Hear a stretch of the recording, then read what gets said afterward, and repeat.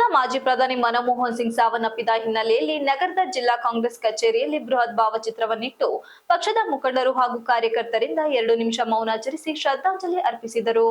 ಇದೇ ವೇಳೆ ಕಾಂಗ್ರೆಸ್ ಮುಖಂಡರಾದ ಎಚ್.ಕೆ. ಜವರೇಗೌಡ ಮಾತನಾಡಿ, ದೇಶದ ಅತ್ಯಂತ ಸರಳ ಪ್ರಾಮಾಣಿಕ ವ್ಯಕ್ತಿಯಾಗಿ ಹಾಗೂ ದೇಶವು ಪ್ರಪಂಚದ ಎಲ್ಲ ಕಡೆ ಆರ್ಥಿಕವಾಗಿ ಶಕ್ತಿಯುತ ಬೆಳವಣಿಗೆಯಾಗಿ ಎಂಬುದಕ್ಕೆ ಮೂಲ ಕಾರಣ ಮನಮೋಹನ್ ಸಿಂಗ್. ರಾಷ್ಟ್ರದಲ್ಲಿ ಯಾವುದೇ ವ್ಯಕ್ತಿಗೆ ಹೋಲಿಕೆ ಮಾಡಿದರೆ ಸಿಂಗ್ ಅಂತಹ ಸರಳ ವ್ಯಕ್ತಿ ಮತ್ತು ಬಸವಣ್ಣನವರ ಯಾವ ಉದ್ದೇಶವಿತ್ತೋ ಸರ್ಕಾರದ ಕೆಲಸ ದೇವರ ಕೆಲಸ, ಸರ್ಕಾರದ ಸವಲತ್ತುಗಳನ್ನು ಯಾವುದೇ ಸಂದರ್ಭ ಬಂದರೂ ಸ್ವಂತಕ್ಕೆ ಬಳಕೆ ಮಾಡಿಕೊಳ್ಳಬಾರದೆಂಬುದನ್ನು ಕಾಯ ವಾಚ ಮನಸ್ಸು ನಡೆದುಕೊಂಡು ಬಂದವರು.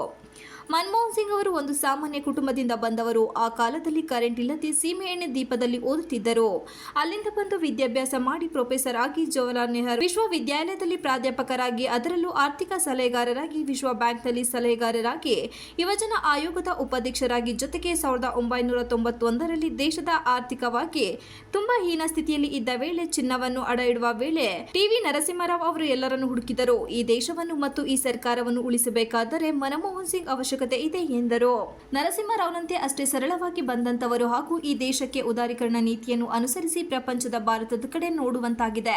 ಇವತ್ತು ಏನಾದರೂ ಆರ್ಥಿಕವಾಗಿ ಈ ಸ್ಥಿತಿಯಲ್ಲಿದ್ದರೆ ಮತ್ತು ನಾವು ಉನ್ನತ ಸ್ಥಿತಿಗೆ ಹೋಗಿದ್ದರೆ ಅದಕ್ಕೆ ಕಾರಣಕರ್ತರು ಮನಮೋಹನ್ ಸಿಂಗ್ ಎಂದು ಬಣ್ಣಿಸಿದರು. ಕಾಂಗ್ರೆಸ್ ಮುಖಂಡರಾದ ರಘುದಾಸರ ಕೊಪ್ಪಲು ಮಾತನಾಡಿ, ದೇಶದ ಪ್ರಧಾನಿ ಆಗಿದ್ದ ಮನಮೋಹನ್ ಸಿಂಗ್ ಒಬ್ಬ ಆರ್ಥಿಕ ತಜ್ಞ, ಜೊತೆಗೆ ತುಂಬಾ ಸರಳ ಜೀವಿ, ಕಾಂಗ್ರೆಸ್ ಪಕ್ಷದ ನಿಷ್ಠಾವಂತ ಕಾರ್ಯಕರ್ತ ಹಾಗೂ ಮುಖಂಡರಾಗಿದ್ದರು. ರಾಜ್ಯಸಭೆಯಲ್ಲಿ ಸರ್ಕಾರದ ಬಿಲ್ ಪರ ಮತ್ತು ವಿರೋಧವಾಗಿ ಚರ್ಚೆ ಏರ್ಪಟ್ಟಾಗ ಆತನ ಮತದಾನಕ್ಕೆ ಹಾಕಿದರು. ಸರ್ಕಾರ ತಂದಿರುವ ಕಾಯ್ದೆ ಜನಪರವಾಗಿಲ್ಲ, ಅದು ಜನವಿರೋಧಿ ಆಗಿದೆ ಎಂದು ಮತ ಚಲಾಯಿಸಿದ್ದಾರೆ ಎಂದರು. ಆದರೆ ಒಂದು ಬದ್ಧತೆ ಎಂಬುದು ಇತ್ತು. ಆ ಬದ್ಧತೆಯು ಇಂದಿನ ಎಲ್ಲ ರಾಜಕಾರಣಿಗಳಿಗೆ ಅಡಿಪಾಯವಾಗಿದೆ. ಮನಮೋಹನ್ ಸಿಂಗ್ ತಮ್ಮ ಕಾಂಗ್ರೆಸ್ ಪಕ್ಷದಲ್ಲಿ ಪ್ರಧಾನಿಯಾಗಿದ್ದರು. ಅವರ ಅವಧಿಯಲ್ಲಿ ಕಾಂಗ್ರೆಸ್ ಪಕ್ಷಕ್ಕೆ ಉತ್ತಮ ಕೊಡುಗೆ ಕೊಟ್ಟಿರುವುದಾಗಿ ಹೇಳಿದರು.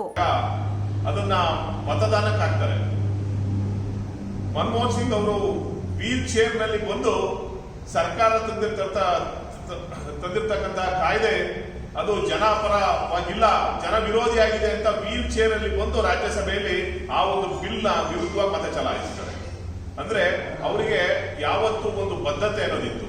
ಆ ಬದ್ಧತೆ ಇಂದಿನ ಎಲ್ಲಾ ನಮ್ಮ ರಾಜಕಾರಣಿಗಳಿಗೆ ಒಂದು ಅಡಿಪಾಯ.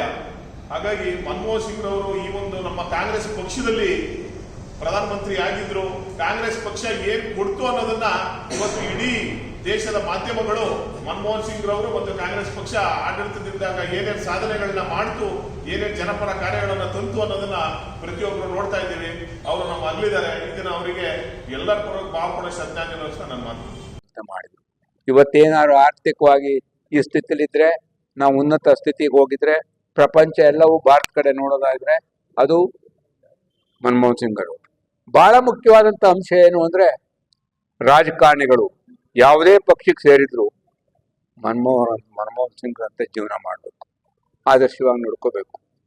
ಸರ್ಕಾರಿ ಆಸ್ತಿಗಳನ್ನ, ಸರ್ಕಾರಿ ಸವಲತ್ತುಗಳನ್ನ ಯಾವುದೇ ಸಂದರ್ಭ ಬಂದರೂ ಅವ್ರು ದುರುಪಯೋಗ ಮಾಡ್ಕೊಳ್ಳೋದು ಇಲ್ಲ. ಆದರೆ ಇವತ್ತಿನ ಸ್ಥಿತಿನೇ ಬೇರೆ ಇದೆ. ಆ ಕಾರಣದಿಂದ ಅವರಿಗೆ ಆದರ್ಶವಾದಂಥ ನಾಯಕರು ನಮಗೆ ಮನಮೋಹನ್ ಸಿಂಗ್ ಅಂತ ಅವರು.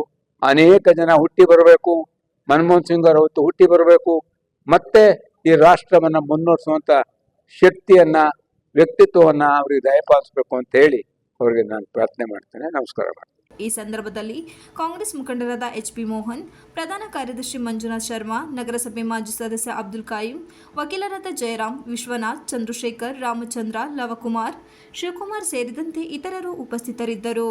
Srinivas, TV 46 Malenadu news, Hassan.